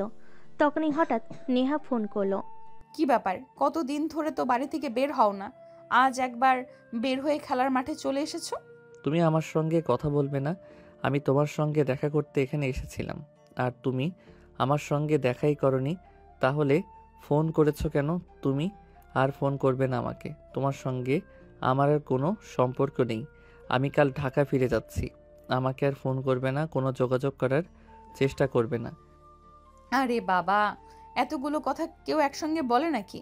মনে হয় তুমি কথা বলো মুখস্থ করে রেখেছো, আর আমি ফোন করলাম সঙ্গে সঙ্গেই বলে দিলে। হ্যাঁ, আজ কদিন ধরে তুমি আমায় ফোন করো না, আমি আছি নাকি মরে গেছি সেই খবরটা পর্যন্ত নাও না, তাহলে আজ কেন ফোন দিয়েছো? আমায় কি দরকারে? ভালোবাসি যে তোমায়, ভালোবাসার টানে ফোন করলাম। কেন, তোমায় ফোন করা বারণ নাকি? হ্যাঁ, তুমি আমাকে ফোন করবে না? তোমাকে ভালোবেসে এত দূর থেকে আমি তোমার সঙ্গে দেখা করতে এলাম, আর তুমি আমার সঙ্গে দেখা করলে না, তাহলে কোনো অধিকারই তুমি আমার সঙ্গে কথা বলবে? এতদিন আমি তোমাকে ফোন করিনি ঠিকই, কিন্তু তোমার খবর আমি জানি না সেই রকমটা কিন্তু না। আমি প্রতিটি সেকেন্ড, প্রতিটা মিনিট আর প্রতিটা মুহূর্ত তোমার খবর রেখেছি। প্রতিটা মিনিট আমি তোমাকে চোখে চোখে রেখেছি। বলো তুমি কোন দিনের খবর জানতে চাও? আমি সম্পূর্ণ মুখস্থ করে রেখেছি, সব বলে দিতে পারবো তোমাকে। আমি জানি সেটা তুমি বলতে পারবে, কারণ তুমি নিজে নাও তোমার লোক দিয়ে আমার উপর নজর রেখেছো। আমি জানি হৃদয়ের বোন তোমাকে সব কিছু বলেছে, কারণ সে প্রায়ই আমার কাছে আসে। আর যদি বলি আমি নিজেই তোমার কাছে যেতাম তোমাকে দেখতে? তাই নাকি? তাহলে তুমি আমার সামনে আসোনি কেন বলো? কেন আসোনি তুমি আমার সামনে? কাল আমি তোমার জন্য অপেক্ষা করব। তুমি বাড়ি থেকে বের হয়ে সামনে একটা বাগান আছে, ওখানে সকাল 10টায় অপেক্ষা করবে, আমি আসব। এই বলে নেহা ফোনটা কেটে দিল আর নীল সন্ধ্যার দিকে বাড়িতে ফিরে গেল। সেই দিন সারা রাত অনেক কষ্ট করে কাটাতে হয়েছে নীলকে, কারণ সে আবারও স্বপ্ন দেখেছে নেহা তার সঙ্গে দেখা করবে। তাই সকাল 8টার দিকে নীল ঘুম থেকে উঠল, তারপর ফ্রেশ হয়ে নাস্তা করে অপেক্ষা করতে থাকলো কখন 10টা বাজবে আর কখন সে নেহার সঙ্গে দেখা করতে যাবে। এভাবে দেখতে দেখতে 10টা বেজে গেল। নীল বাড়ি থেকে বের হয়ে পাশের বাগানটায় চলে আসলো। নীল সেখানে সে দেখতে পেল একটা মেয়ে 3 পিস পরা, মাথায় ঘোমটা দিয়ে দাঁড়িয়ে আছে। নীল শিওর হওয়ার জন্য নেহার নাম্বারে ফোন করলো। তখনই মেয়েটা ঘুরে দাঁড়ালো আর বলল, এই যে আমি। নীল সামনে দাঁড়িয়ে থাকা মেয়েটাকে দেখে অনেকটাই হতভম্ব হয়ে গেল, কারণ এই মেয়েটা আর কেউ নয়, হৃদয়ের চাচাতো বোন। সে তখন বলল, আপনি এখানে? এখানে তো নেহার থাকার কথা ছিল। আমি নেহা। আমি এতদিন ধরে তোমাকে পরীক্ষা করছিলাম, পরীক্ষা করে দেখে নিলাম তুমি সত্যি আমাকে ভালোবাসো কিনা, সত্যি আমার প্রতি তোমার সেই রকম ফিলিংস আছে কিনা, সেরকম টান আছে কিনা। তুমি পরীক্ষায় পাশ করেছো।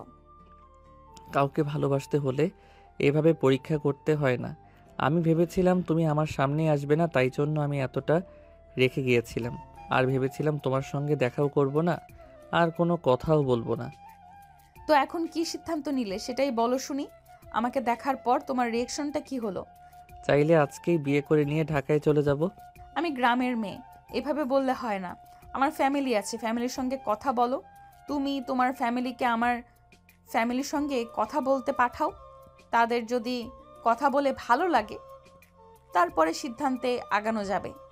আচ্ছা ঠিক আছে, তাহলে তুমি এখনই দাঁড়াও, আমি আমার আম্মুকে ভিডিও কল করছি। এ বলে নীল তখনই তার মোবাইলটা বের করে সঙ্গে সঙ্গে তার আম্মুকে ভিডিও কল করলো। কি ব্যাপার, তুই তো দেখা যাচ্ছে আমাদের ভুলেই গেছিস, আমাদের আর ফোন টোন কিছুই করছিস না। আম্মু আসলে একটা সমস্যায় পড়ে গেছিলাম। যাই হোক, কোনো ব্যাপার না, তোমাকে একটা কথা বলার জন্য ফোন করেছি। আসলে আম্মু, এখানে আমি অন্য একটা উদ্দেশ্য নিয়ে এসেছিলাম। আমি একটা মেয়েকে পছন্দ করতাম, তার সঙ্গে আমার ফেসবুকে পরিচয়, আর সেখান থেকেই কথা বলা, কিন্তু আমি তাকে কোনোদিনও নিজের চোখে দেখিনি। তাই তার সঙ্গে দেখা করার জন্য এখানে এসেছিলাম, আর তার সঙ্গে আমি এখন এইমাত্র দেখা করতে পেরেছি। ও তাই নাকি? তাহলে তো খুবই ভালো। এখন কি করবি, কোনো সিদ্ধান্ত নিয়েছিস নাকি? না আম্মু, আমি কি একা একা কোনো সিদ্ধান্ত নিতে পারি নাকি? তোমরা আমার বাবা মা, তোমাদের জানিয়ে তারপরেই তো সিদ্ধান্ত নেব। মেয়েটা এখন আমার সামনে আছে, তাই আমি চাই তুমি একবার ওর সঙ্গে ভিডিও কলে কথা বলো। এই বলে নীল ফোনটা নিহার দিকে এগিয়ে দিল এবং তার আম্মুর সঙ্গে কথা বলতে বলে ফোনটা নিল এবং সালাম দিয়ে নীলের আম্মুর সঙ্গে কথা বলল। আসসালামু আলাইকুম। তা মামুনি, কি করো তুমি? ওয়ালাইকুম আসসালাম। আন্টি, এ তো আমি এই বছরে অনার্স কমপ্লিট করেছি। মাশাল্লাহ, যেমন দেখতে সুন্দর তেমনি পড়াশোনায়ও। আর যাই হোক, ভালোই হলো, আমার ছেলের পছন্দ আছে বলতে হবে। আম্মু বলো, তোমার কি নেহাকে পছন্দ হয়েছে? পছন্দ না হওয়ার কোনো উপায় আছে নাকি? আমার ছেলের পছন্দ বলে কথা, পছন্দ তো হতেই হবে। মাশাল্লাহ, মেয়েটা অনেক সুন্দর। তুই মেয়েটার বাবা মায়ের সঙ্গে আমাকে ফোনে কথা বলিয়ে দে। আমি চাই তুই বিয়ে করে বউ নিয়ে একেবারে বাড়িতে আয়।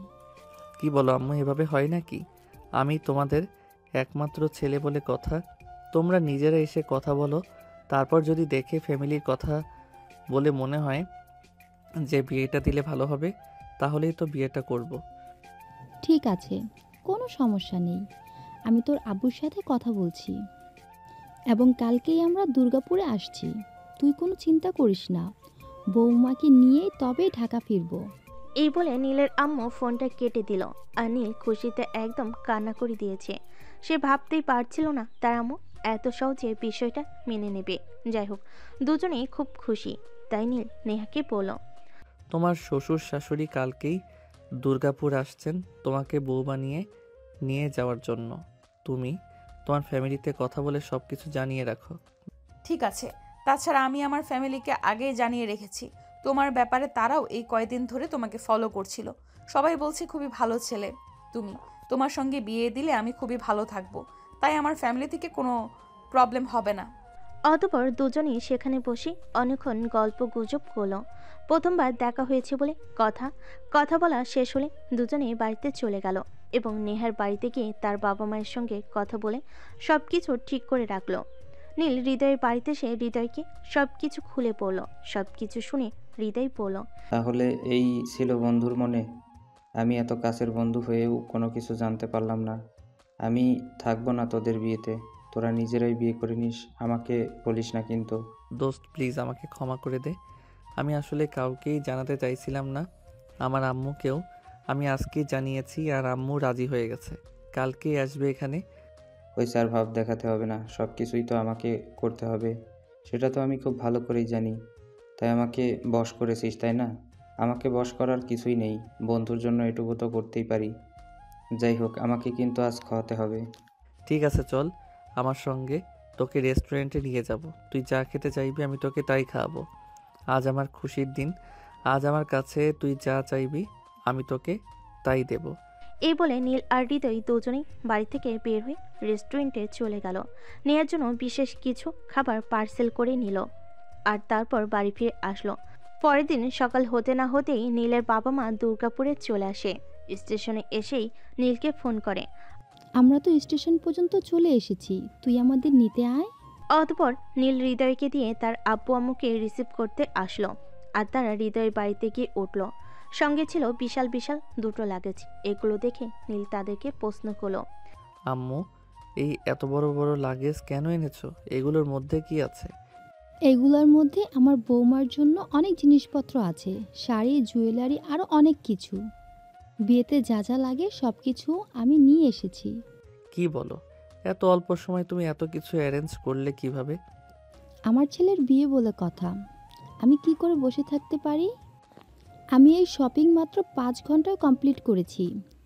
সরি, জানি না আমার বৌমার পছন্দ হবে কি না। চিন্তা নেই, তোমার বৌমার পছন্দ হয়ে যাবে। এখন চলো যাওয়া যাক। এরপর সেদিন দুপুরবেলা নীলের আব্বু আম্মু সেই সঙ্গে হৃদয় আর হৃদয়ের আব্বু আম্মুকে নিয়ে নেহার বাড়িতে যাওয়া হলো।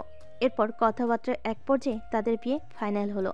নীলের আব্বু তাদের বললেন আজকে বিয়ে পড়িয়ে নেহাকে নিয়ে তারা ঢাকায় চলে যাবে।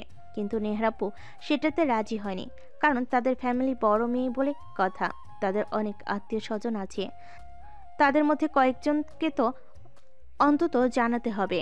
তাই তারা পরের দিন বিয়ের ডেট করে এবং তাদের নিকটের আত্মীয় স্বজনকে সেখানে ইনভাইট করে। খুব বড় করে অনুষ্ঠান না করলেও ঘরোয়াভাবে যতটুকু করা যায় ততটুকু তারা আয়োজন করে এবং খুব আনন্দ উল্লাস করে নেহাকে নীলের হাতে তুলে দেয়।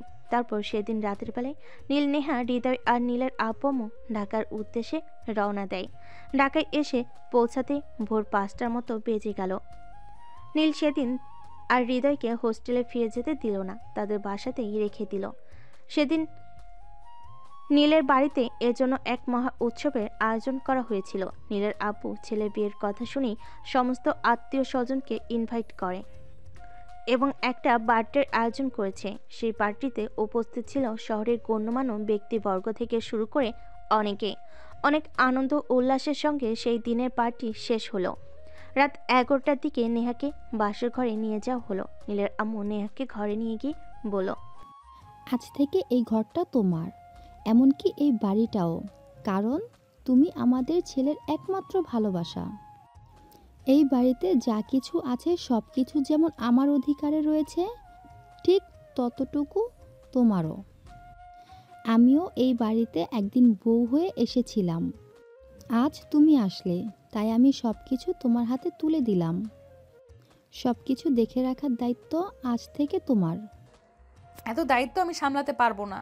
আপনার ছেলেকে সামলানোটাই তো অনেক কঠিন ব্যাপার, তারপর আবার এত কিছু। তো কিছু আমি বুঝি না। এতদিন আমি সব কিছু সামাল দিয়েছি, এখন থেকে তোমাকে সব কিছু সামলাতে হবে। আমি এখন সব কিছু থেকে মুক্তি পেতে চাই। আমার এখন আর কোনো কাজ করতে ভালো লাগে না। এখন থেকে সব কাজ তোমাকেই করতে হবে।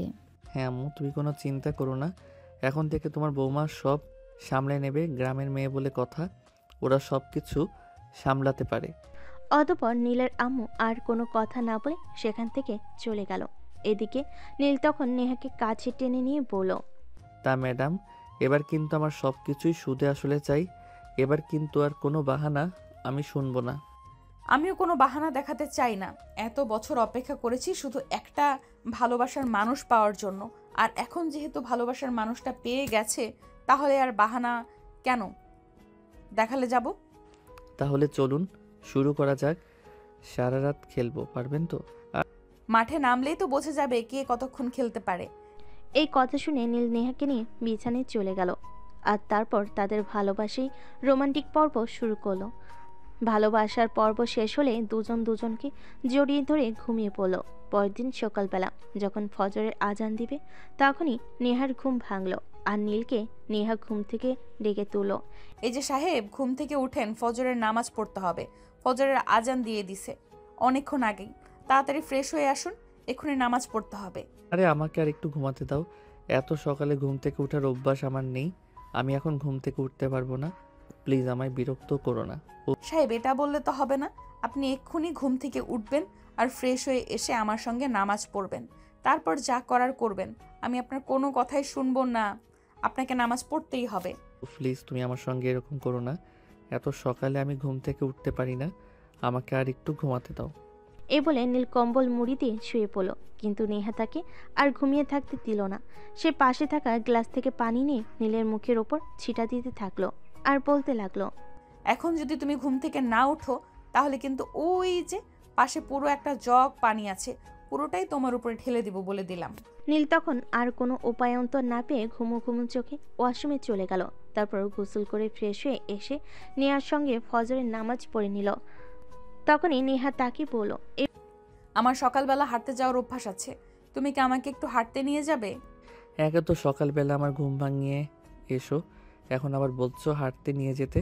ঠিক আছে চলো, আমাদের বাসার পাশে একটা ছোট্ট পার্ক আছে, ওখানেই তোমাকে নিয়ে যাই। বলে নীল নেহাকে নিয়ে পার্কে হাঁটতে চলে গেল। সেখানে হাঁটাহাঁটি করে প্রায় সকাল 7টার দিকে নেহা আর নীল দুজনেই বাসায় ফিরে আসলো। বাসায় এসে দেখে এখনো সবাই ঘুমাচ্ছে। তখনই নেহা নীলকে প্রশ্ন করলো, কি ব্যাপার, এখনো কেউ ঘুম থেকে ওঠোনি? তোমাদের বাড়ির কি সবাই 10টার আগে ঘুম থেকে ওঠে না নাকি? না, আম্মু 8টার দিকে ঘুম থেকে উঠে আর আব্বু 9টার দিকে। আমি ঘুমোতে গেলাম। আমার কিন্তু একদম বিরক্ত করবে না। ঠিক আছে যাও, তবে তার আগে রান্নাঘরটা আমাকে দেখিয়ে দিয়ে যাও। আমি সবার জন্য নাস্তা বানিয়ে রাখি, তারপর তোমাকে ঘুম থেকে ডাকতে যাব। এই না, একদম নয়, তোমাকে রান্না করে নিয়ে যেতে হবে না। তুমি রান্না করছো এটা জানতে পারলে আম্মু আমাকে খুব বকা দেবে। চলো আমার সঙ্গে, তুমিও আমার সঙ্গে ঘুমাবে। তোমার কি মাথা খারাপ নাকি? আমরা গ্রামের মেয়ে, আমরা কখনোই এত বেলা অবধি ঘুমাই না। তুমি আমাকে রান্নাঘরে নিয়ে যাবে কিনা সেটাই বলো। আমি রান্না করব এবং সবার জন্য নাস্তা বানাবো। নীল অনেক করে নেহাকে বোঝালো, কিন্তু নেহা তার কোনো কথাই শুনলো না। সে তার কথাই অনড়। তাই নীল বাধ্য হয়ে নেহাকে রান্নাঘরে নিয়ে গেল এবং সব কিছু দেখিয়ে দিল। এই যে এটাই কিচেন, ওইদিকে সেলফে সব কিছু রাখা আছে, তোমার যেটা লাগবে সেটা নিয়ে নিও। নীল তখন কোনো কথা না বলে চুপচাপ রুমে চলে গেল। আর এদিকে নেহা রান্নাঘরে ঢুকে গেল। সে রান্না শেষ করে কিচেন থেকে বের হতে যাবে, তখনই তার শাশুড়ি মা সেখানে আসে আর তাকে কিচেন থেকে বের হতে দেখে প্রশ্ন করে, ব্যাপার বৌমা, তুমি এত সকালে কিচেনে কেন? তোমার কি ক্ষুধা পেয়ে গেছে? না আম্মু, আসলে আমি সকালবেলা ঘুম থেকে উঠে নামাজ পড়ে হাঁটতে যাই, আর ফিরে এসে দেখলাম আপনারা এখনও কেউ ঘুম থেকে ওঠেননি, তাই আপনার ছেলেকে বলে সবার জন্য নাস্তাটা বানিয়ে নিলাম। আপনারা হাত মুখ ধুয়ে টেবিলে আসুন, আমি সবার জন্য নাস্তা সার্ভ করছি। কি বলো তুমি? বাড়িতে এতগুলো কাজের লোক আছে, আমরা সকালে দেরিতে ঘুম থেকে উঠি বলে সকাল সকাল কেউ কিচেনে আসে না, তাই বলে তোমাকে কিচেনে আসতে হবে? করেছো, বেশ করেছো, তবে আজকের পর থেকে আর কখনো কিচেনে আসবে না। বাড়িতে এতগুলো কাজের লোক রাখা আছে কি করতে? এভাবে বলতে হয় না আম্মু, আমি এই বাড়ির নতুন বউ, আমারও তো কিছু দায়িত্ব আছে। তাছাড়া আমি মোটামুটি রান্না করতে পারি, খেয়ে দেখুন না কেমন হয়েছে, ভালো না লাগলে আর রান্না করব না। অতঃপর সবাই মিলে নাস্তার টেবিলে নাস্তা করতে বসলো। সবাই অনেক তৃপ্তি করে খেলো। আসলে নেহার হাতের রান্না অনেক ভালো। নাস্তা খেয়ে সবাই নেহার খুব প্রশংসা করলো। আর তা শুনে নীল বলল, আজ থেকে তাহলে রান্নার লোককে বিদায় দিয়ে দাও। রান্নার লোক তো পেয়েই গেলাম। হ্যাঁ, আমিও সেটাই বলছিলাম। আমি একবার অন্যের হাতে বানানো খাবার খুব একটা খেতে পারি না, রান্নার কাজটা না হয় আমি নিজেই করে নেব। তোদের দুটোরই মাথা খারাপ হয়ে গেছে। এরকম কিছুই হবে না এই বাড়িতে, যেরকম ছিল সেরকমই থাকবে। আমি বউ এনেছি, কাজের লোক নয়। আর সব থেকে বড় কথা, আমার কোনো মেয়ে সন্তান নেই। আমার বৌমাই বাড়িতে মেয়ের মতো থাকবে। তারপর সবাই মিলে অনেক গল্পগুজব করে নাস্তা শেষ করে যে যার মতো নিজেদের রুমে চলে গেল। ওখান থেকে নীল রুমে এসে নেহাকে জড়িয়ে ধরে বলল, খাবারগুলো সত্যি অনেক টেস্টি ছিল। হয়েছে, আমাকে আর পাম দিতে হবে না, এখন আপনি ভার্সিটিতে যান। গতকাল থেকে আপনার ভার্সিটি খোলা হয়েছে। আমি পারবো না ভার্সিটিতে যেতে, এত সুন্দর বউ রেখে কেউ ভার্সিটিতে যেতে পারে? আমি পারবো না, আর আমি পড়াশোনা করতে চাই না। তাছাড়া আমার বাবার অনেক অর্থ সম্পদ আছে, সেগুলো আমি বসে বসে খেলেও ফুরাবে না। তাহলে একা পড়াশোনা করে কী লাভ? ফাজলামো মার্কা কথাবার্তা বন্ধ করার এক্ষুনি ভার্সিটিতে চলে যাও। আমি তোমার থেকে এইসব কথাবার্তা আর শুনতে চাই না। এক্ষুনি তুমি ভার্সিটিতে যাবে কিনা সেটাই বলো। আরে বাবা, যাচ্ছি তো। এভাবে কথা বলার কি আছে? আমি এক্ষুনি যাচ্ছি। এভাবে মেজাজ দেখাতে হয় নাকি? তুমি আমার বউ, আমায় ভালোবেসে আদর করে কথা বলবে, আমায় রাগ দেখাতে হয় নাকি? তুমি যাবে কি যাবে না সেটাই জানতে চাইছি, এত কথা কেন বলছো? নীল তখন আর কোনো কথা না বলে রেডি হয়ে ভার্সিটি চলে গেল। এভাবেই চলছিল তাদের দিনগুলো। খুব ভালোই ছিল ছোট্ট একটা সুখের সংসার তাদের। এর মাঝে নেমে এলো তাদের জীবনে একটা কালবৈশাখী ঝড়। নীলের আপু হঠাৎ করেই খুব বেশি অসুস্থ হয়ে পড়ল। অফিস সামলানোটা ওনার পক্ষে আর সম্ভব হয়ে উঠছিল না। সেদিন নীলের আপু সবাইকে তার রুমে ডেকে বলল, দেখো, আমার শরীরটা ভালো যাচ্ছে না, জানি না আমি কতদিন বাঁচবো, তাই আমি চাই আমার ছেলে আর ছেলের বৌমা ব্যবসার সমস্ত দায়িত্ব বসে নিক। আমি ওসব পারবো না বাবা, আমাকে দিয়ে ওসব কাজকর্ম হবে না। তোমাকে কিছুই পারতে হবে না আব্বু, আপনি কাল আমাকে নিয়ে অফিসে যাবেন আর সব কিছু আমাকে বুঝিয়ে দিবেন। ইনশাল্লাহ চেষ্টা করব আপনার মতো করে সব কিছু গুছিয়ে রাখতে। আমি জানি বৌমা, তুমি সব কিছু আমার মতো করেই গুছিয়ে রাখতে পারবে, কারণ তোমার মধ্যে অন্যরকম একটা ট্যালেন্ট আছে যেটা আমার ছেলের মধ্যে নেই। যাই হোক, কাল সকালে তুমি রেডি থেকো, আমি তোমায় নিয়ে অফিসে যাব আর সব কিছু তোমাকে বুঝিয়ে দেব। হ্যাঁ বৌমা, একদম ঠিক কথাই বলেছে। তুমি অনেক ট্যালেন্টেড, তুমিই পারবে সব কিছু গুছিয়ে রাখতে, যেটা আমার ছেলেকে দিয়ে হবে না। আমি চাই তুমি সংসার সামলানোর সাথে সাথে অফিস থেকেও ভালো করে সামলিয়ে রাখো, কারণ যা আছে সব কিছুই তো তোমাদের, তাই আগে থেকেই সব কিছু বুঝে নাও। হ্যাঁ আম্মু, আপনারা শুধু আমার জন্য দোয়া করবেন, আমি ইনশাল্লাহ পারবো। অতঃপর কথা বলা শেষ করে নীল আর নেহা নিজেদের ঘরে চলে গেল। আসলে তখনই নেহা নীলকে বলল, তোমার প্রতি তোমার বাবা মায়ের এরকম বিশ্বাস কেন? তুমি কোনো কিছুই পারবে না, তারা এটা কেন ভাবে বলো তো শুনি? আসলে কি জানো, আমি ছোটবেলা থেকে অনেক আদর যত্নে মানুষ হয়েছি, বলতে পারো সোনার চামচ। মুখে নিয়ে জন্মেছি। কোনো কিছুর অভাব কী জিনিস সেটা আমাকে স্পর্শ করতে পারিনি। তাই আমার বাবা মা মনে করে আমি কোনো কিছুই পারবো না। আমিও সেরকমভাবেই থাকার চেষ্টা করি। ভালো থাকতে কেন কাজ করতে যাব? কথা সেটা নয়, কথা হলো এই মুহূর্তে তোমার আব্বু খুবই অসুস্থ, আর তোমার উচিত তোমার আব্বুকে বিশ্রাম নিতে দেওয়া। তার জন্য তুমি তো আছো। তুই পড়াশোনাও আমার চাইতে বেশি করো। তাছাড়া আমি এখনও স্টুডেন্ট। পড়াশোনাটাকে শেষ করি, ততদিন তুমি সব কিছু সামলে নাও। আমি জানি তুমি পারবে। হ্যাঁ, সেটা আমিও জানি। আমি বারবার, কিন্তু কাল তুমি আমার সঙ্গে অফিসে যাবে। পড়াশোনা করলে যে কিছু করা যায় না সেরকমটা নয়। তুমি হয়তো ভুলে গেছো, আমি কিন্তু ক্লাস 10 থেকে নিজের পড়াশোনার খরচ নিজেই চালাই। পার্ট টাইম জব করেছি, আর সেই সঙ্গে পড়াশোনা চালিয়েছি, কিন্তু কখনোই খারাপ রেজাল্ট করিনি। হ্যাঁ, তুমি করেছো সেটা আমি জানি, কিন্তু তুমি সব কিছু সামলানোর শক্তি রাখো। সব কিছু সামলানোর শক্তি আমার নেই। আমি তোমার এত কথা শুনতে চাই না। আমি শুধু এইটুকুই বলতে চাইছি, তুমি কাল আমার সঙ্গে অফিসে যাবে এবং আব্বুর কাছ থেকে সব কিছু তুমি বুঝে নিবে। তুমি পড়াশোনাও করবে আর সেই সঙ্গে ব্যবসাও সামলাবে। পারবো না বলতে কোনো কাজ নেই, পারতে হবে। আচ্ছা ঠিক আছে, সেটা সময় হলে দেখা যাবে। এখন ঘুমাও তো দেখি। তারপর নীল আর নেহা দুজনের সঙ্গে শুয়ে ঘুমিয়ে পড়ল। সকালবেলা ঘুম থেকে উঠে নীল আর নেহা দুজনে একসঙ্গে রেডি হয়ে নিল। তারপর তার আব্বুর সঙ্গে রেডি হয়ে অফিসে গেল। এই যে এ নাও, আজ থেকে এসব দায়িত্ব তোমাদের, সব কিছুই তোমরা সামলাবে। আমি কিন্তু আর আগামীকাল থেকে অফিসে আসবো না। আর ম্যানেজারকে আমি সব কিছু বলে দিয়েছি, বাকি যা আছে সব তোমাদের বুঝিয়ে দিবে। ঠিক আছে আব্বু, কোনো সমস্যা নেই। আপনি কোনো চিন্তা করবেন না, ইনশাল্লাহ সব কিছু সামলে নিতে পারবো। আপনি শুধু আমাদের দুজনের জন্য দোয়া করবেন যেন আমরা পেরে উঠতে পারি। হ্যাঁ অবশ্যই, আমার দোয়া সব সময় তোদের মাথার উপর ছায়া হয়ে থাকবে। তোমরা শুধু মনোযোগ দিয়ে কাজ করবে। আমি তাহলে আসছি, ম্যানেজারকে বলে দিয়েছি, ম্যানেজার সব কিছু তোমাদের বুঝিয়ে দিবে। এ বলে নীলের আব্বু সেখান থেকে চলে গেল। কিছুক্ষণ পর ম্যানেজার সেখানে আসলো আর নেহাকে সালাম দিয়ে বলল, আসসালামু আলাইকুম ম্যাডাম, কেমন আছেন আপনি? ওয়ালাইকুম আসসালাম। এই তো আল্লাহর রহমতে ভালোই আছি। আপনার কি অবস্থা? আপনি কেমন আছেন? আলহামদুলিল্লাহ ভালোই আছি। চলুন আপনাকে সব কিছু বুঝিয়ে দিই। স্যার বলল আপনাকে সব কিছু বুঝিয়ে দিতে। হ্যাঁ, তাই চলুন। এরপর ম্যানেজার নেহাকে নিয়ে সবকিছু ঘুরিয়ে দেখাতে লাগলো আর সবকিছু বুঝিয়ে দিল। সব দেখে শুনে নেহা ম্যানেজারকে বলল, ঠিক আছে, আপাতত আর কিছু লাগবে না। কোনো সমস্যায় পড়লে, কোনো কিছুর প্রয়োজন হলে আমি আপনাকে ডেকে নিব। আচ্ছা ঠিক আছে ম্যাডাম, কোনো সমস্যা নেই। যে কোনো সমস্যায় আপনি আমাকে শুধু একটা ফোন দেবেন, আমি চলে আসব। অতঃপর ম্যানেজার নেহাকে সবকিছু বুঝিয়ে দিয়ে সেখান থেকে চলে গেল। এদিকে নীল অফিসে কোনোভাবেই মন বসাতে পারছে না, বারবার শুধু নেহাকে বলছে, নেহা প্লিজ, এইসব কিছু থেকে আমাকে মুক্তি দাও।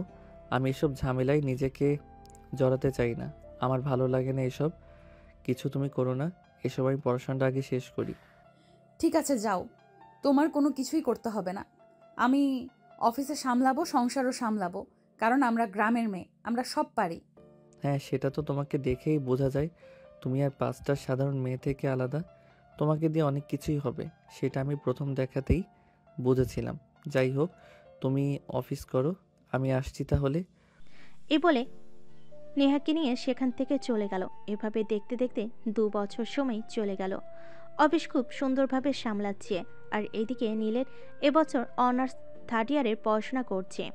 সেদিন বিকালবেলা সবাই ড্রয়িং রুমে বসে গল্প করছিল। নেহা আর নীল সেখানে উপস্থিত ছিল। হঠাৎই নেহার শাশুড়ি মা তাকে বলে, বৌমা, তোমাকে একটা কথা বলতে চাই, যদি কিছু মনে না করো তাহলে বলবো। আরে আম্মু, এইভাবে বলার কি আছে? বলুন না আপনি কি বলবেন। আমি আপনার পুত্রবধূ। আপনি তো আমাকে সবসময় নিজের মেয়ের মতোই স্নেহ করেন। আর মেয়েকে কিছু বলতে হলে কি অনুমতি নিতে হয় নাকি? আসলে আমি বলতে চাইছিলাম এটা আর কি, দেখো তোমাদের বিয়ের তো প্রায় 2.5 বছর হতে চলছে, এখনো কোনো সুখবর পেলাম না। তাই বলছিলাম যদি এইবার একটা সুখবর আমাদের জন্য এনে দিতে তাহলে আমাদের খুব ভালো লাগতো। দেখো এইদিকে সারাদিন বাসায় বসে থাকি একা একা, কি সময় কাটে।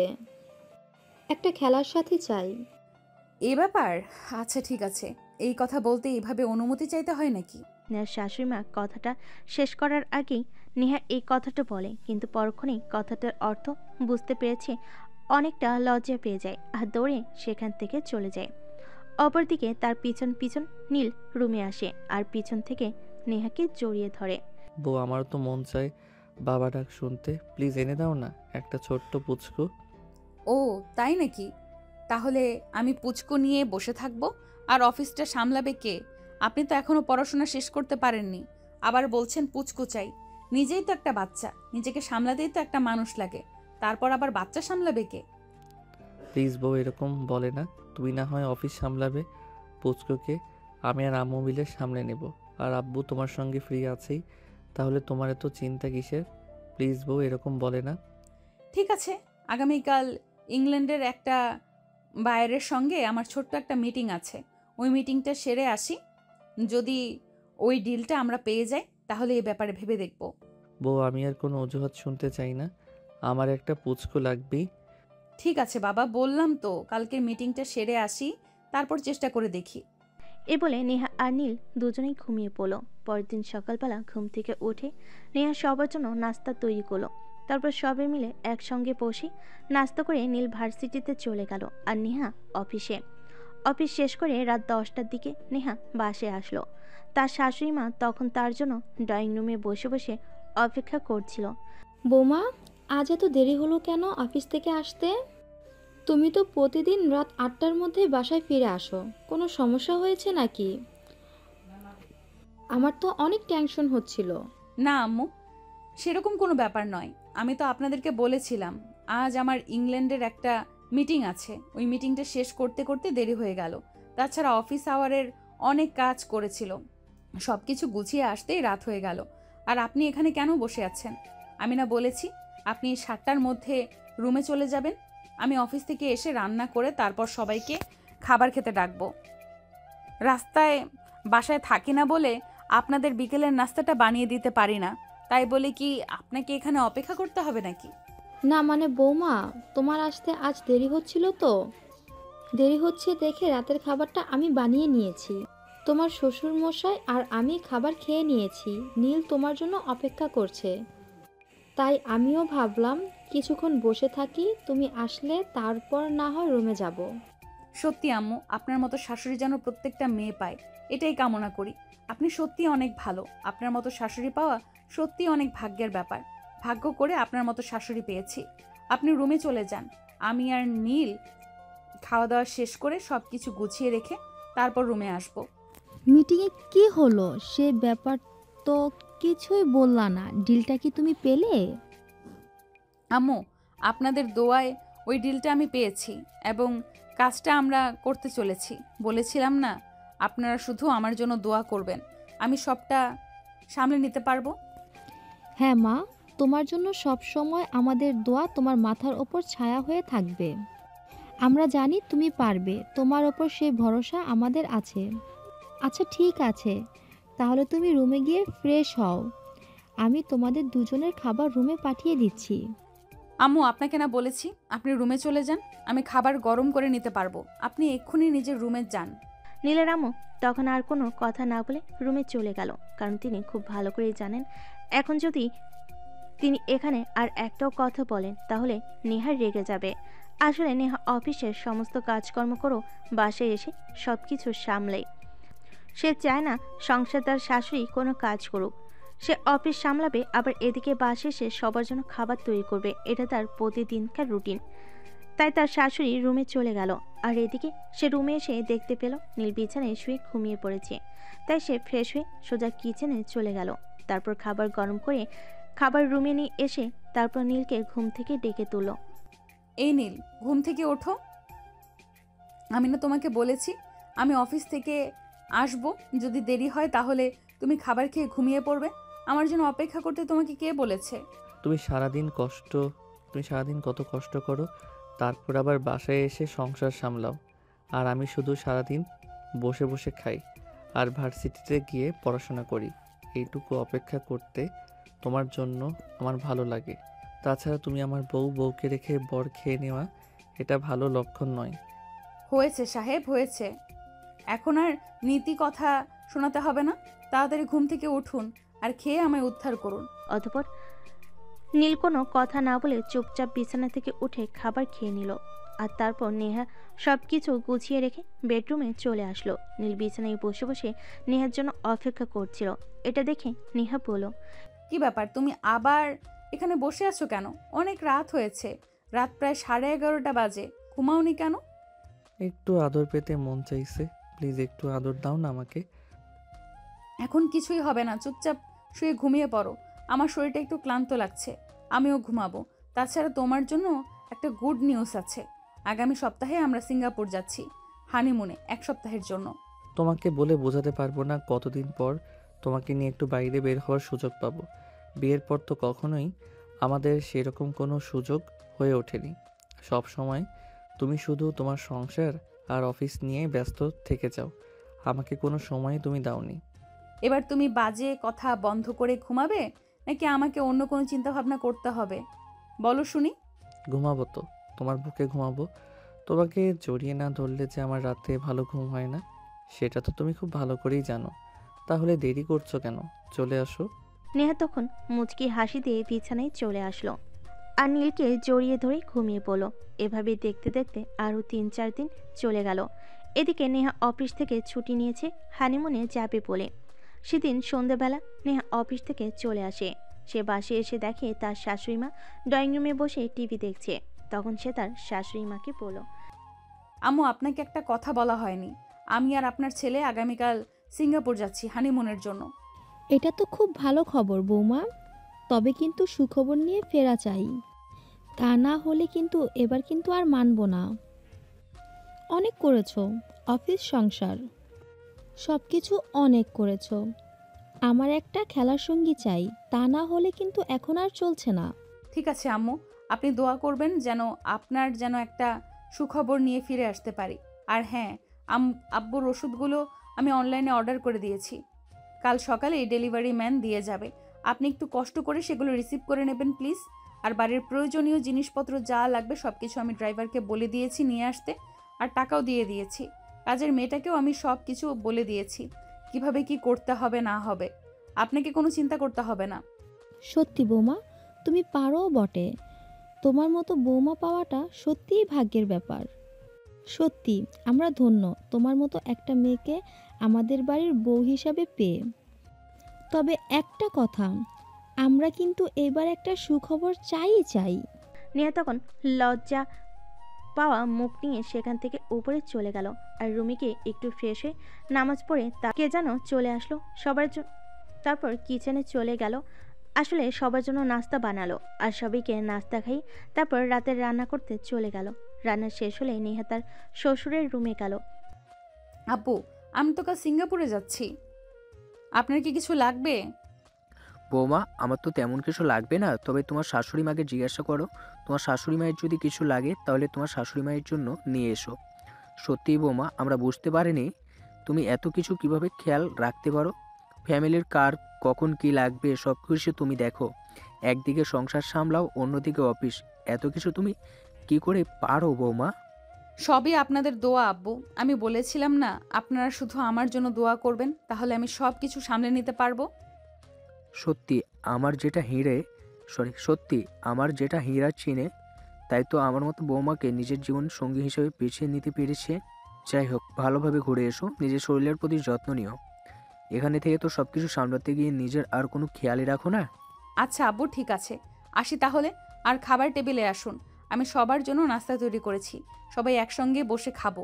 তারপর তো অনেক দিন একসঙ্গে বসে খাবার খেতে পারবো না। এই বলে নেহা শ্বশুরের রুম থেকে বের হয়ে নিজের রুমে চলে আসলো। আবার তারপর নীলকে নিয়ে খাবার টেবিলে চলে গেল।